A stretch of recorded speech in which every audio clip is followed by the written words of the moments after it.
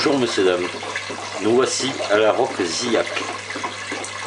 Cherchez pas sur la carte, ce village n'existe pas. Il est juste sorti de mon imagination, puisque nous sommes devant une maquette. C'est la maquette de mon bélier hydraulique. Une maquette à but pédagogique uniquement. C'est-à-dire que je ne me suis pas vraiment appliqué comme le font certains qui font des maquettes merveilleuses.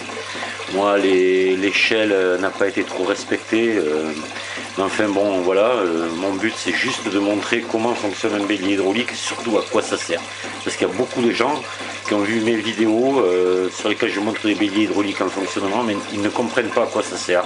Ils prennent ça pour une pompe à pression, enfin j'entends un peu de tout. Voilà, là je vais donc faire le jour un petit peu là-dessus. Donc un bélier hydraulique, ce n'est pas une pompe, je n'aime pas appeler ça une pompe, il y en a qui appellent ça pompe à bélier, c'est pas une pompe. Dans le mot pompe, il y a la notion aspiration pour moi, à mon avis, et un bélier hydraulique n'est pas capable d'aller pomper de l'eau. Il remonte de l'eau, c'est une machine élévatrice. Il va chercher de l'eau au-dessus de lui, là c'est à une source, voilà.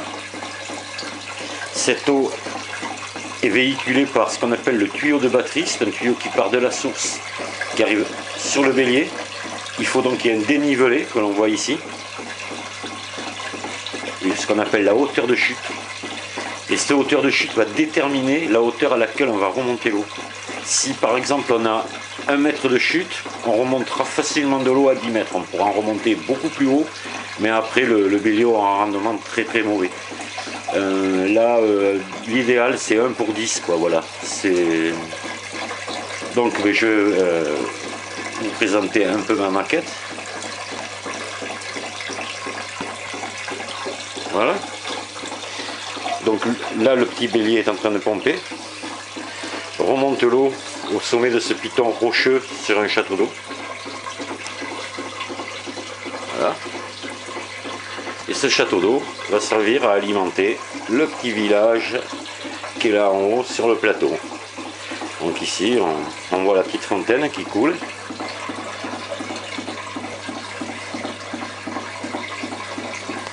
Voilà, donc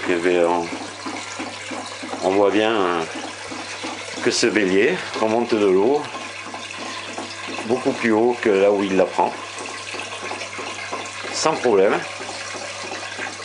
Et tout ça sans énergie fossile, on n'a pas de charbon, pas d'électricité, pas de nucléaire. Il se sert uniquement de la force de l'eau. Voilà. C'est du gratuit, c'est du durable. Un bélier peut durer très longtemps, toute une vie, si on l'entretient bien. Il y a très très peu d'entretien dessus à y faire. C'est une machine qui a été inventée par Joseph Montgolfier en 1790. Et qui a équipé nos campagnes un peu partout en France jusqu'en 1950 environ. À partir de 1950, les campagnes ont été électrifiées, il y a eu l'électricité un peu partout, on a installé des pompes électriques et le bélier hydraulique a été oublié. Et là maintenant, écologie oblige, il est en train de refaire surface. De plus en plus de gens s'y intéressent, ont pris conscience qu'il fallait arrêter de brûler du pétrole bêtement ou de s'intoxiquer avec du nucléaire. Alors bien sûr ça ne peut pas tout faire, un bélier hydraulique, on ne peut pas l'installer partout, vous voyez, il faut avoir un site qui le permet, c'est-à-dire avoir un dénivelé, une chute. Voilà. Mais enfin bon. Donc voilà, cette petite maquette, je l'ai faite pour juste expliquer aux gens comment ça fonctionnait, pour renouveler la mémoire à certains des anciens qui en ont vu fonctionner dans leur jeunesse. Voilà, il y aura un petit brin de nostalgie en même temps.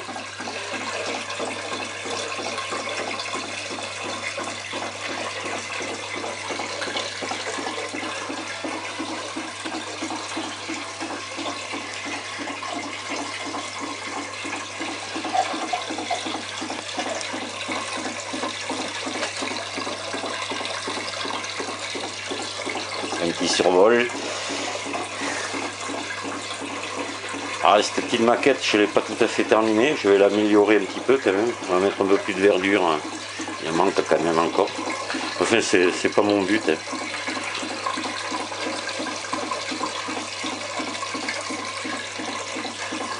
Voilà, merci d'avoir regardé cette vidéo, de m'avoir écouté. À bientôt. Au revoir.